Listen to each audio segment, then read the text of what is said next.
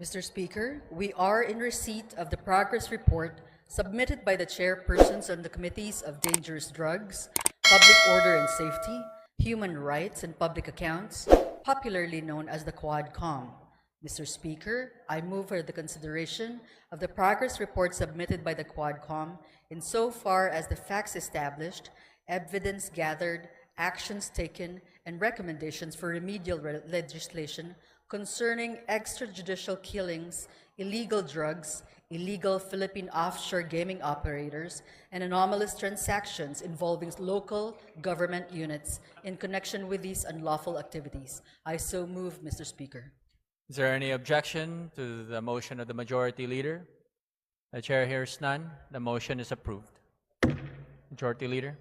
Mr. Speaker, I move to recognize Representative Robert Ace Barbers, Chairperson of the Committee on Dangerous Drugs, for his sponsorship speech. The Honorable Ace Barbers is recognized to deliver his speech. Thank you, Mr. Speaker. Thank you, Majority Leader. Mr. Speaker, esteemed colleagues and distinguished guests, it is my honor and privilege to stand before this august body to present the progress report of the Joint Committees on Dangerous Drugs, Public Order and Safety, Public Accounts, and Human Rights, or what is now popularly known as the Quad Committee. This report is not merely an account of our work, Mr. Speaker. It is a solemn commitment to uncovering the truth, upholding justice, and crafting meaningful legislative solutions to address the scourges of illegal drug proliferation, unlawful land acquisition by foreigners, crimes linked to Philippine offshore gaming operators or POGOs, and extrajudicial killings. The formation of the Quad Committee was inevitable. The House of Representatives, under the leadership of Speaker Martin Romualdez, recognized the complexities of these issues required a united and comprehensive approach. Thus, through House Resolution number 1880, the Quad Committee was brought to life. What began as a separate investigations by individual committees soon uncovered a web of interconnections, a Pandora's box of crimes and abuses that tested the very foundations of our institutions. One of the most alarming discoveries stemmed from a routine investigation into the 3.9 billion drug bust in San Jose, Malino, Mexico, Pampanga.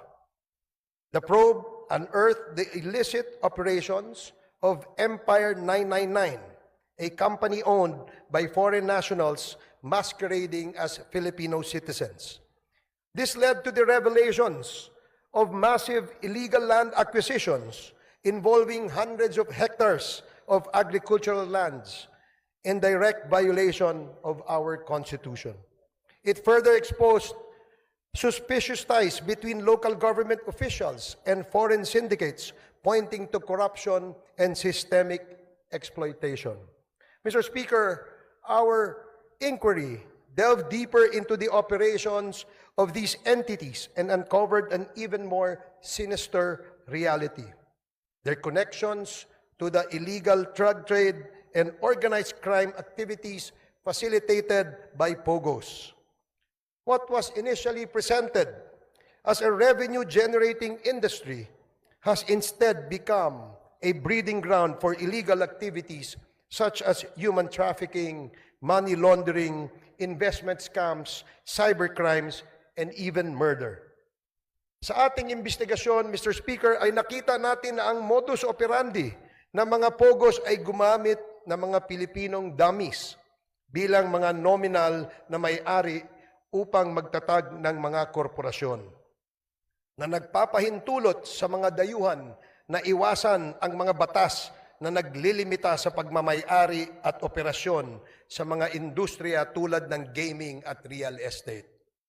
Ang mga korporasyong ito ay may mga magkakaugnay na layers upang itago ang tunay na pinagmulan ng pondo at pagkakakilanlan ng mga operators na nagpapahirap sa mga otoridad na masubaybayan ang mga iligal na mga aktibidad. Mr. Speaker, ang mga POGOs na ito ay naguhugas ng pera mula sa mga krimen tulad ng human trafficking, illegal na pagsusugal, bentahan ng droga at cybercrimes sa pamamagitan ng pagpapadaan ng pondo sa mga bank account, pagbili ng ari-arian at iba pang mga instrumentong pinansyal na pinapalabas na lehitimong operasyon ng kanilang mga negosyo. Ang ganitong layering ay hindi lamang nagtatago sa iligal na pinagmulan ng pondo, kundi pinapaliit din ang binabayarang buwis at pinoprotektahan ang mga operator mula sa pagkakadiskubre. Mr. Speaker, karaniwang pinapadali ang mga iskim na ito ng mga tiwaling opisyal at empleyado ng ating gobyerno, ng ating mga regulatory agencies at mga institusyong pinansyal kapalit ng suhol na naglalagay sa peligro ng sistema ng batas at pananalapi sa ating bansa. But perhaps the most chilling revelations, Mr. Speaker, pertains to the extrajudicial killings that have scarred our nation's history. The investigations brought to light a harrowing narrative of abuse of power and institutional impunity during the Duterte administration. Witness testimonies corroborated by evidence revealed a system that incentivized the killing of suspected drug personalities, a system modeled after the so-called Davao template and replicated nationwide. Mr. Speaker, this is not merely a report of the past wrongdoings, but a call to action. The Quad Committee has responded by filing concrete legislative measures aimed at addressing the gaps in our legal framework. Number 1, House Bill number 10986, classifying and penalizing extrajudicial killings as heinous crime while providing reparations for its victims. Number 2, House Bill number 10987, prohibiting all forms of offshore gaming operations in the country with severe penalties for violations. Number 3, House Bill number 11043, allowing civil forfeiture of unlawfully acquired real estate properties by foreign nationals. And number 4, House Bill number 11117, providing for the administrative cancellation of birth certificates fraudulently obtained by foreign nationals. In addition to these proposed bills, Mr. Speaker, our inquiries have already yielded significant actions. Number 1, the Joint Committee inquiry prompted authorities to reopen investigations into the murders of Police General Wesley Barayuga, former Albuera Leyte Mayor Rolando Espinosa, and 3 Chinese nationals killed inside the Davao prison in Penal Farm. 2, the certificate of registration of or incorporation of Empire 999 Realty Corporation was revoked by the SEC. Number 3, the Philippine passport of Mr. Kai Kimeng, also known as Mr. Willie Ong, and Yang Jiazheng, also known as A.D. Tai Yang, were canceled by the concerned government agencies.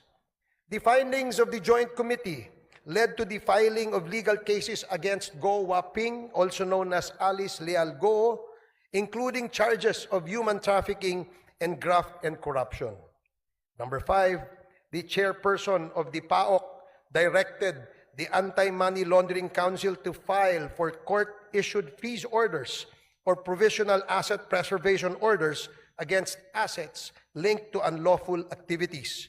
These include the following corporations: Lucky South Limited Corporation, Whirlwind Corporation, Biancham Holdings and Trading Incorporated, Empire 999 Realty Corporation, Sunflare Industrial Supply Corporation, Yatay Industrial Park Incorporated, Mexico 999 Industry Realty and Development Corporation.